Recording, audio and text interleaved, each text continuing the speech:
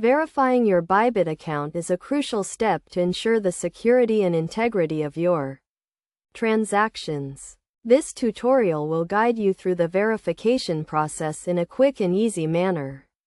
First, log into your Bybit account and navigate to the Account Settings section.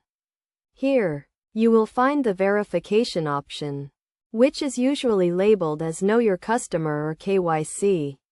Click on this option to begin the verification process. Next, select your country of residence and the type of verification you want to complete.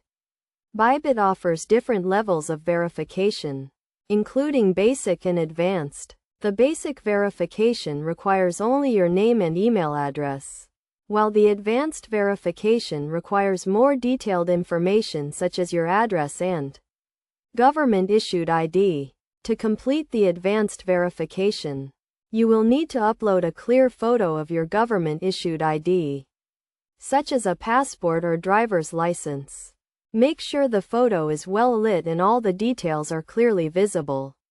You may also need to upload a proof of address, such as a utility bill or bank statement. Once you have uploaded all the required documents, review the information carefully to ensure everything is accurate and complete. Then, submit the verification request. The verification process usually takes a few minutes to a few hours, depending on the workload of the Bybit team. After your account has been verified, you will receive a confirmation email from Bybit. This email will contain a summary of your verification status and any additional steps you need to take. It is essential to keep your account information up to date and ensure that your verification status is current. In conclusion, verifying your Bybit account is a straightforward process that requires some basic information and documentation. By following these steps, you can ensure that your account is secure and compliant with regulatory requirements.